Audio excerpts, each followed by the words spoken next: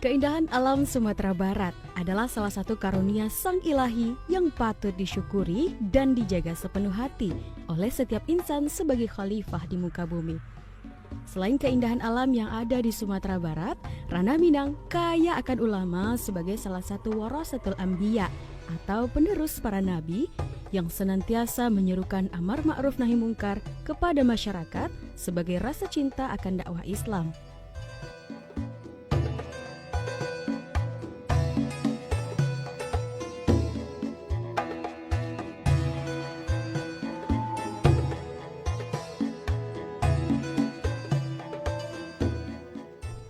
Tak heran, banyaknya alim ulama karismatik yang ada di Sumatera Barat membuat Ranah Minang tidak hanya indah akan pesona alamnya, namun juga lengkap dengan kekayaan ilmu dari ulamanya. Sebut saja salah satunya Syekh Burhanuddin Ulakan yang menjadi ulama berpengaruh dalam menyiarkan agama Islam.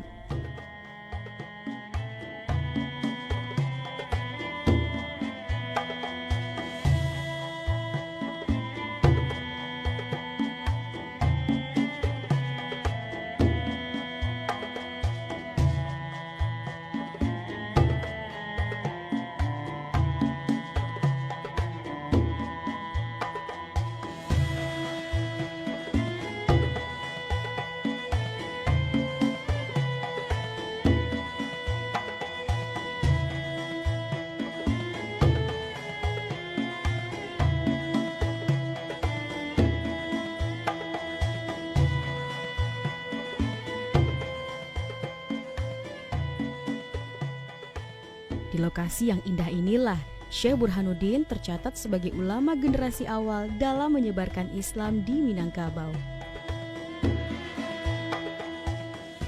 Dan salah satu yang menarik, beliaulah yang menjadi cikal bakal bergurunya Syekh Ungku Kunyang Zubir tentang kajian tasawuf dan tarekat Syattariyah yang ada di Kabupaten Padang Pariaman, Sumatera Barat.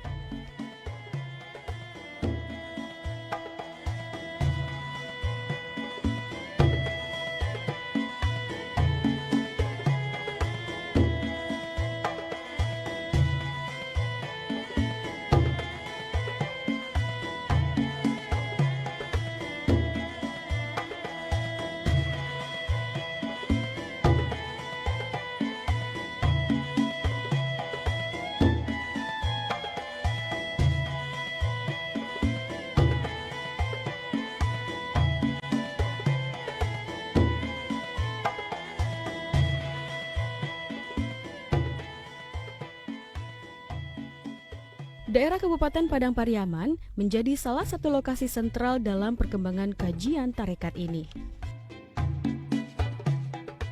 Tersambungnya wasilah kajian Syekh Ungku Kunyang dengan Syekh Burhanuddin tentang kajian tasawuf. Saya melanjutkan langkah menuju pondok pesantren peninggalan Syekh Ungku Kunyang yang berlokasi di tengah-tengah pemukiman penduduk di daerah Pekandangan, Kabupaten Padang Pariaman.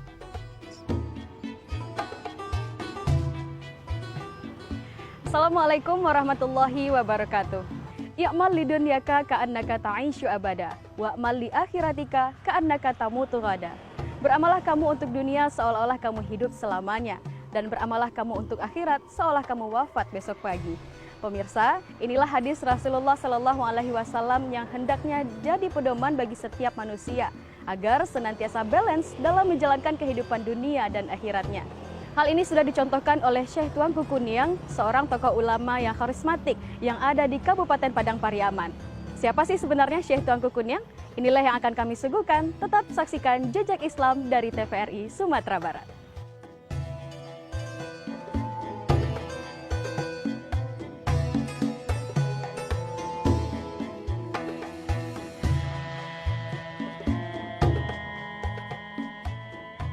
Sebagai peninggalan dari Syekh Ungku Kunyang, pesantren inilah salah satu bentuk amal jariyah yang akhirnya memberikan banyak manfaat bagi setiap insan hingga saat ini.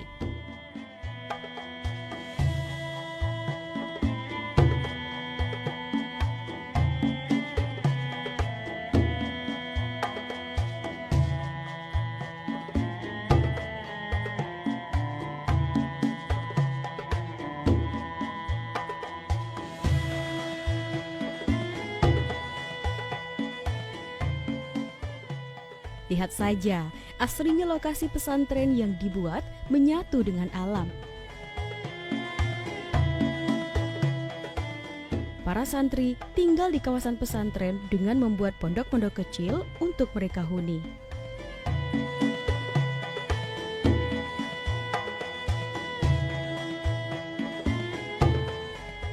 Asrinya lokasi ini tentu menambah rasa nyaman dalam proses menimba ilmu di pondok pesantren.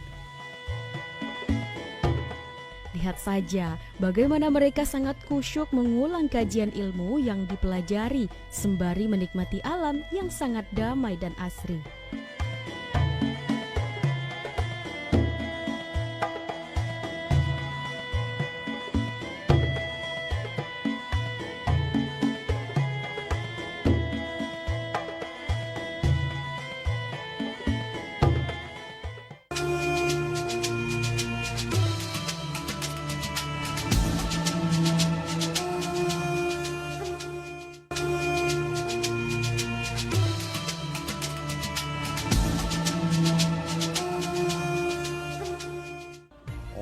Minasyaitonirrajim. Bismillahirrahmanirrahim. Awalam numakkin lahum haraman amina yujba ilaihi thamaratu kulli syai'in rizqan min ladunna walakinna aktsarahum la ya'lamun. Sadaqallahul azim. Assalamualaikum. Waalaikumsalam. Alhamdulillah tadi Kiki sudah lihat-lihat dari Pondok Pesantren Darul Ikhlas ini Bu ya. Nah, tertarik sekali nih dengan sejarah Syekh Tuangku Kuning yang ini Bu ya. Mohon diceritakan Bu ya, bagaimana sih sebenarnya sejarah beliau menyebarkan dakwah Islam di Pondok Pesantren ini Bu ya? Beliau almarhum Buya mengembangkan pondok pesantren di tengah masyarakat Kenagarian Pakandangan.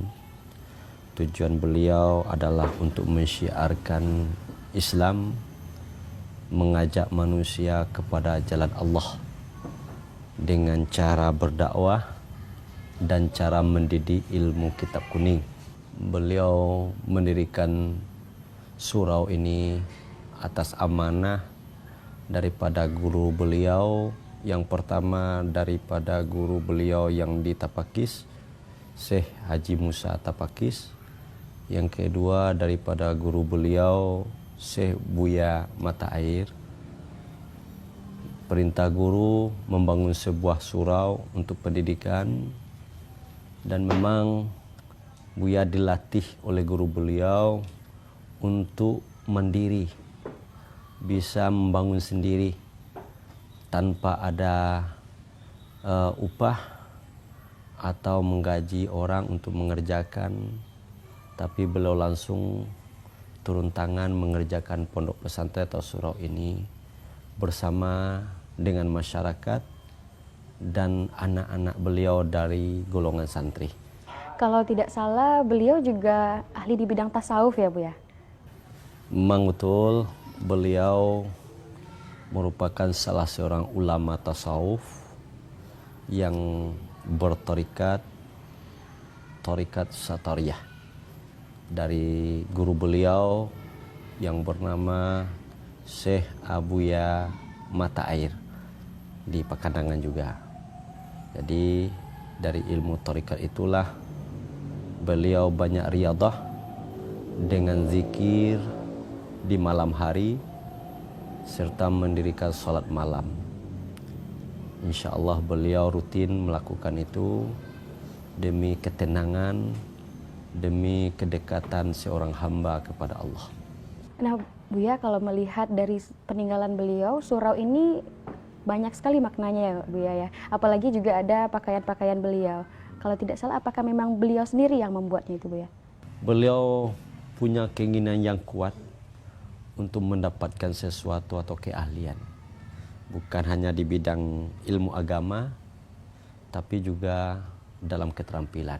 Jadi salah satu keterampilan beliau tanpa ada yang mengajarkan, tanpa juga ada belajar kepada siapapun, cuma bermodal kemauan yang tinggi atau yang sangat kuat, beliau menjahit pakaian.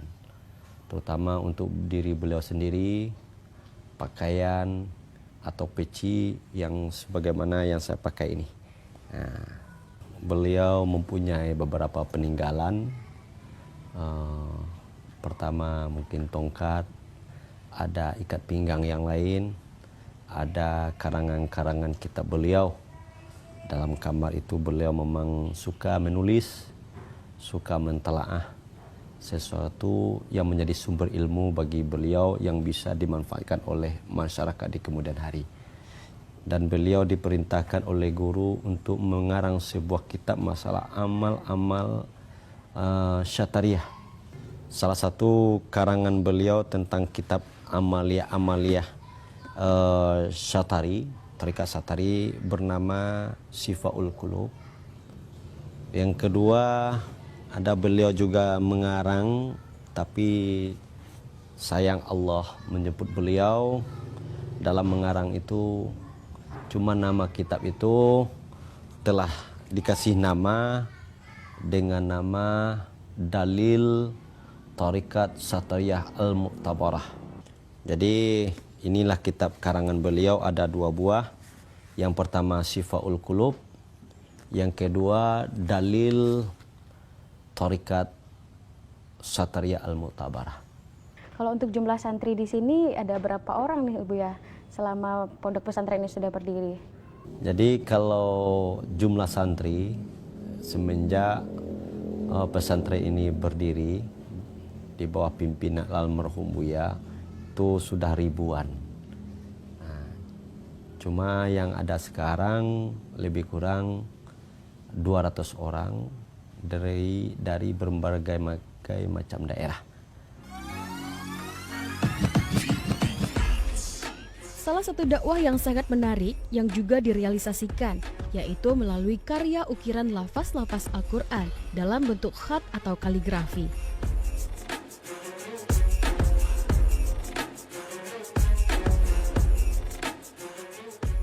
Begitu indah seni lukisan ini. Butuh kesabaran, keuletan, serta latihan yang disiplin hingga hasilnya begitu menarik. Dengan harapan dapat menambah rasa cinta akan Al-Quran dan setiap isinya yang penuh makna.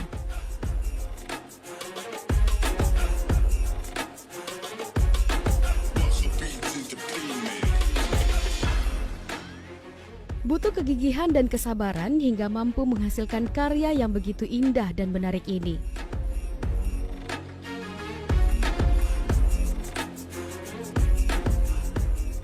Jelas saja, kreasi kaligrafi yang memiliki banyak jenis ukiran khat seperti khat naskhi, sulus, dewani, dewani jali, fufi, rik'ah, dan faresi. Semua jenis khat ini tentu tidak mudah dihasilkan dalam waktu yang singkat. Namun, kesabaran dan kegigihan mereka mampu menghasilkan karya nan indah, bahkan dilirik sampai ke negeri seberang, seperti Malaysia dan Brunei Darussalam.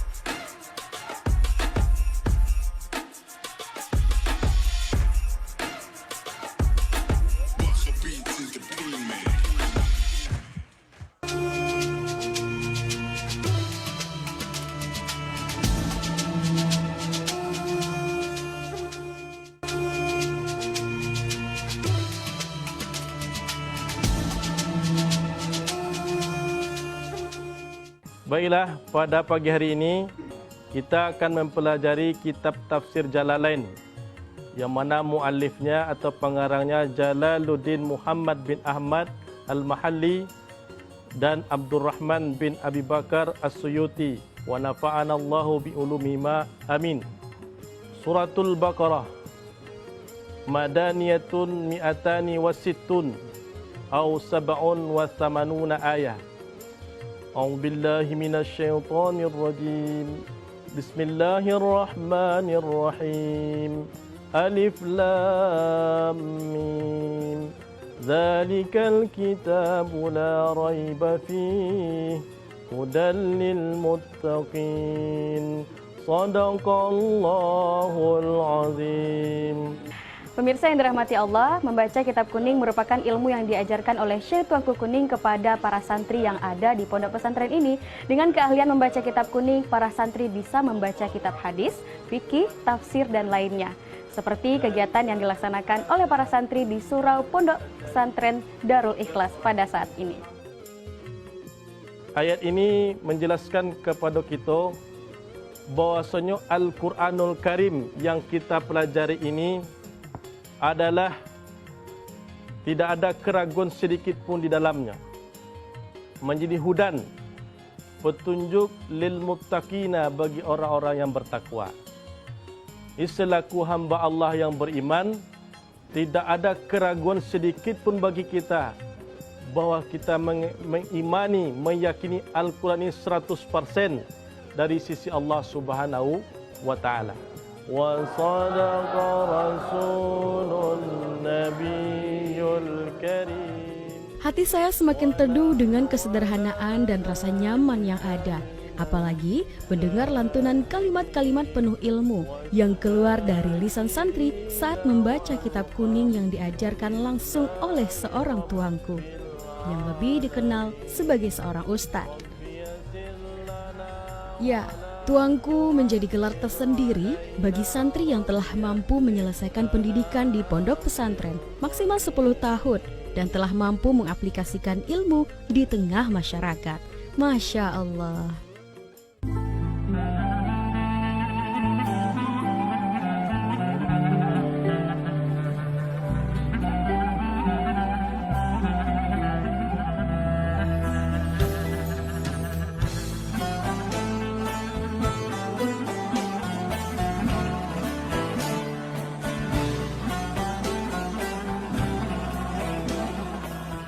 Pemirsa, inilah makam Syekh Tuanku Kuning. Beliau merupakan pendiri pondok pesantren Darul Ikhlas yang ada di Kabupaten Padang Pariaman yang sangat gigih dan kokoh dalam menyebarkan kajian tasawuf dan dakwah yang ada di daerah ini. Beliau wafat pada tanggal 26 Oktober 2016 dan diwakamkan di daerah ini.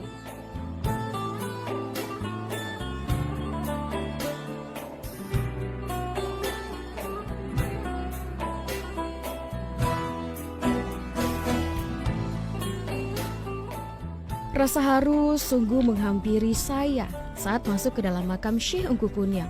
Sosok alim ulama yang dikenal memiliki sifat tegas dan sabar dalam syiar dakwah ini dimakamkan tepat di dalam kawasan pondok pesantren.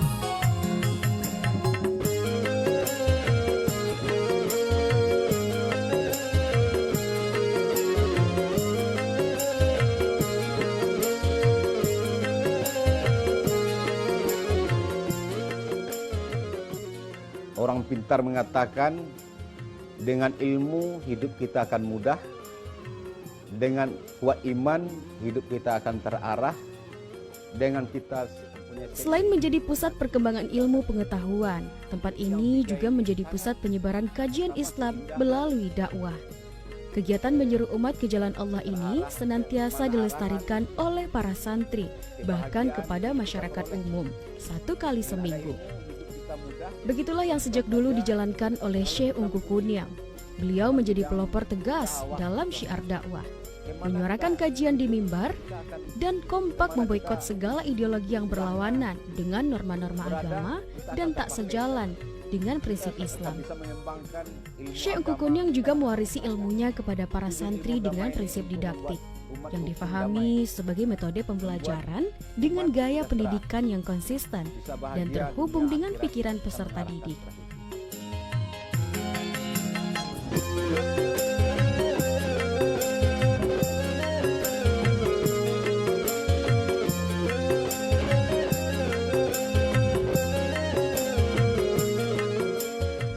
Ya, bentuk aplikasi lain dari kajian yang beliau sampaikan adalah berbaur dengan umat dengan melestarikan alam sekitar. Hal inilah yang masih dilestarikan oleh santri dan buya penerus Syekh Ungku Kuniang.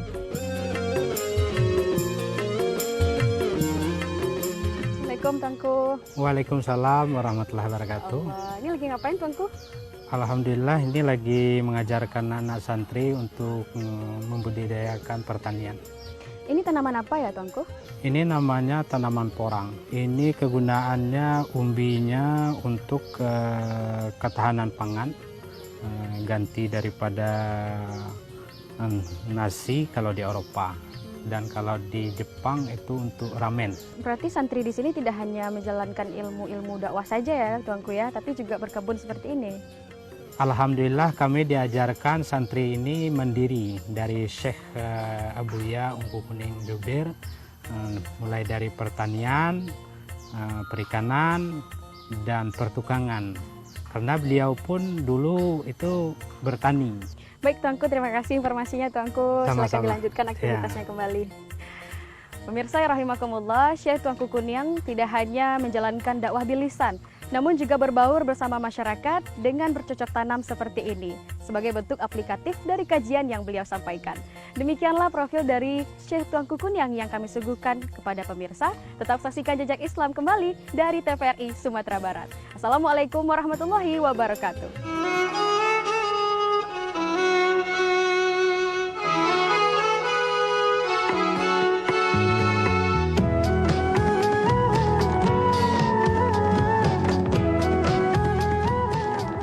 Memanfaatkan alam yang ada tentu sebagai bentuk cinta akan ciptaan Sang Ilahi dan proses menjaga setiap amanah Sang Khalik. Suasana